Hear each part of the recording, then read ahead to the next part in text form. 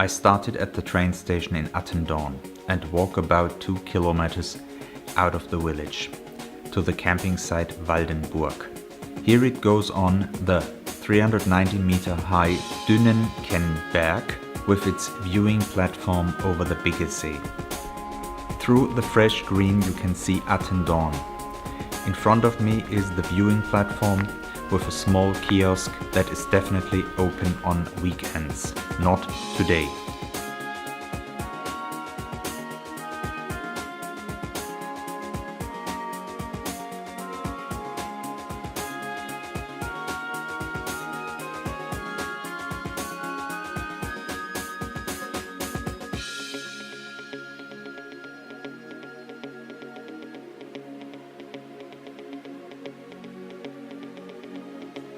The dam of the Bigge-Lister-Reservoir. At the foot of the wall, the village of Neu-Listernol. When descending from the Dünenken mountain, you can enjoy a good view of the dam wall through the young greenery. The reservoir was built between 1956 and 1965 and serves to regulate the Bigge, Kenne and Ruhr. It also supplies water to the Ruhr area.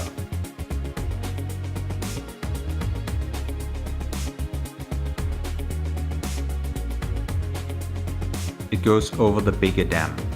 In the valley, the village Neu-Listernol. The Bigge Express. Even the lazy tourist makes progress. Along the lake you can find places like this again and again. Tables and benches invite you to linger. Unfortunately, about 20% of the way is asphalted, which goes on the bones just on longer stretches. Caution is advised when crossing the L512, especially on holidays and weekends. There is a lot of traffic. The street can still be heard for some time, which clouds the fun a little. The path is well marked, a white BL on a light blue ground. The signs are numerous and not to be overlooked. But beware, there is an identical sign with a black background, so take a closer look. After moments of silence, one repeatedly encounters civilization and its noise.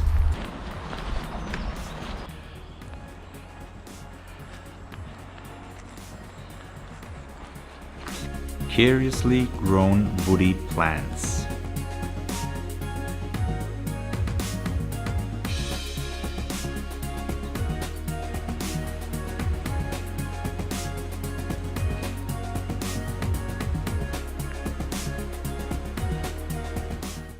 Encounter with the Easter Bunny.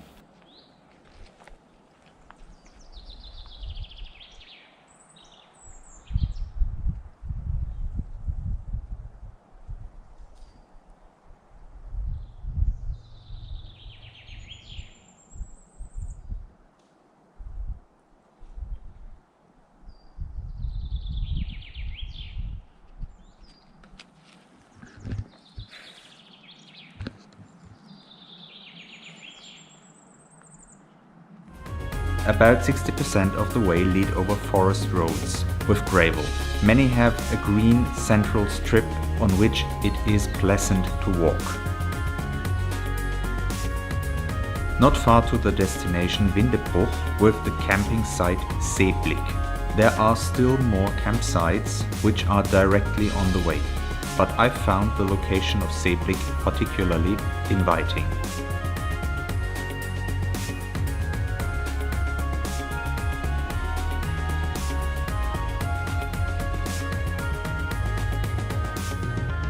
The route goes through 2 campsites according to the map, to the right side. I stay on the road to be closer to the lake. Hunswinkel on Good Friday, the blossoming life. The jetty and beach of Hunswinkel.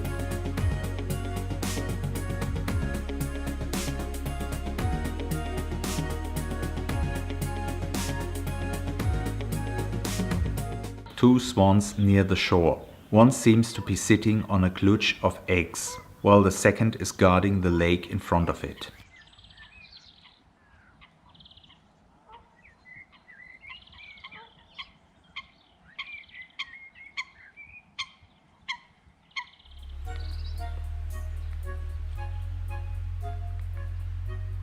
After you have walked through Herpel, you walk a short distance along the brook of the same name. On the left, the mountain is the Lindenberg, so when it's mumbling out of the forest, you already know who it has to be, the nightingale.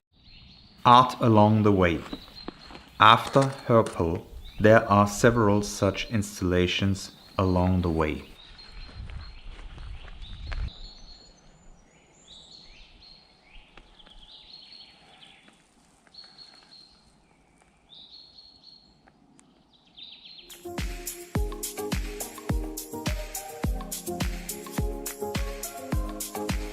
Hiker, when you come to the Sauerland, watch out, this is where giant pill twisters do their mischief.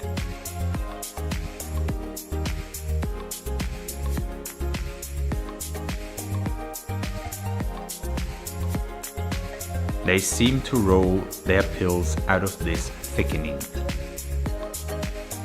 A busload of hikers came towards me and disappeared into the forest. The first ever after a day and a half on the way. An Easter fire is being prepared in the back.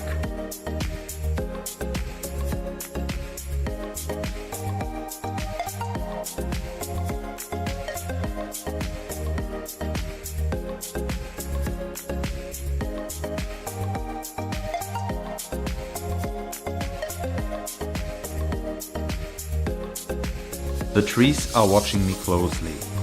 Someone claims that you will be unobserved in the forest. Nonsense.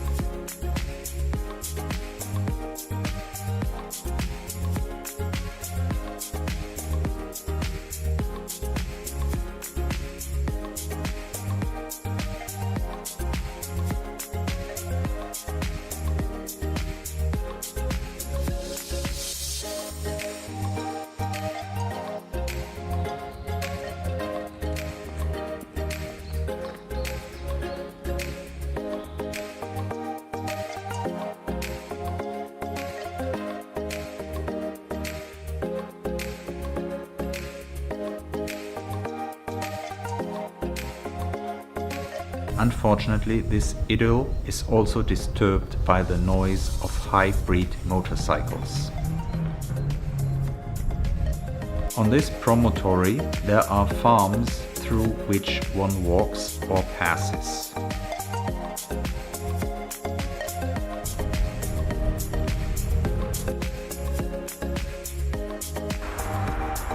Again and again the lake shimmers through the trees. In summer it is more like walking through a green tunnel. Over there on that dam I'll be walking soon. The next 3 kilometers I'm walking only on asphalt. The way over the dam is lined with trees. Over the tracks is the direct rail connection between Attendorn and Olpe. The Valentine's Chapel. The sign is just a recommendation. A grass snake on the run. She made quite a noise with her rustling through the grass. Otherwise I would never have noticed her. When the Bigge Dam was completed, 23 villages and hamlets were sunk into the floods. Along the way, flags remind of the sunken villages. The Hohe Billstein towers about 70 meters above the lake. The resting place invites you to linger after a crisp ascent. Nearby there is also a hut, which is closed but has a covered terrace.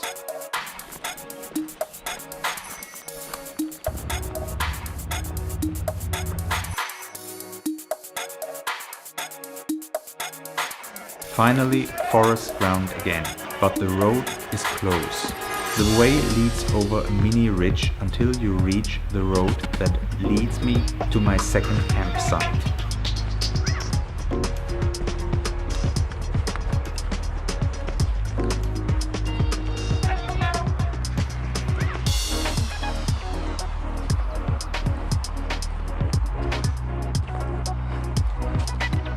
campsite Kessenhammer lies very nicely in a bay, directly beside the way. 8 o'clock, everyone still lies in bed and saws wood. A wonderful morning. The Dachshund garage already partly dismantled. I cross the lake on the dam wall seen from the campsite. These walls serve as regulating basins within the entire reservoir.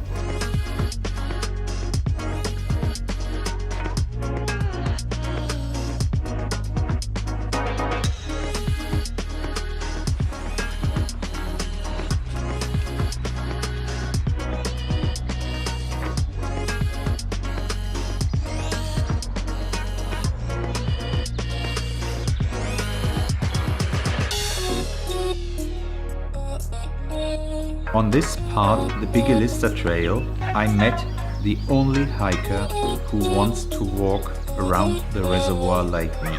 She is on a test run for the Pacific Crest Trail. At this point, good luck for the 2 months on the PCT.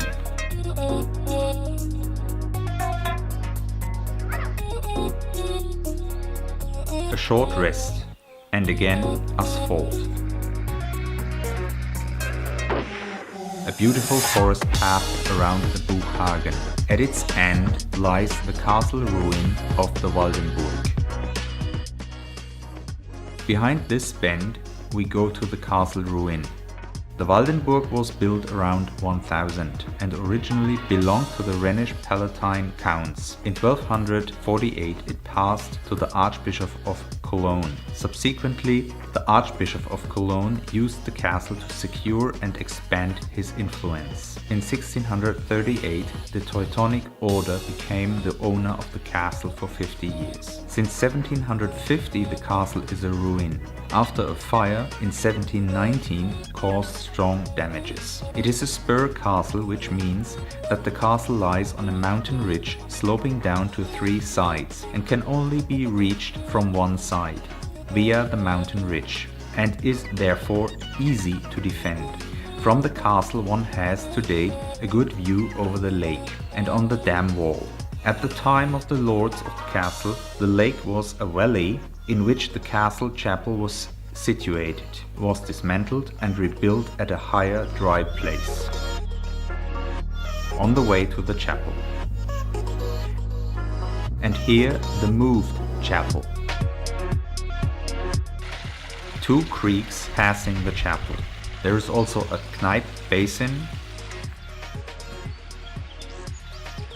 and some stones with holy pictures.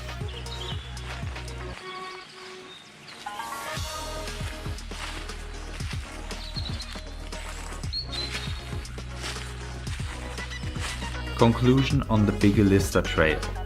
The tour is scenically very varied and particularly attractive around Easter, as you can still see the lake through the fresh greenery. It is a pity that about 12 to 13 kilometers are asphalted roads. That doesn't make you feel so happy on longer distances. Also, the recurring traffic noise of 3 heavily frequented country roads can be heard far away. Well, we are close to the Ruhr area. All the more astonishing was how few hikers were to be found over Easter. There I would have expected more hustle and bustle. There are plenty of camping possibilities around the lake. The 2 places I visited were clean and the staff very friendly. Beside both sides there are restaurants with a very tasty food offer. Well, we will see us next time.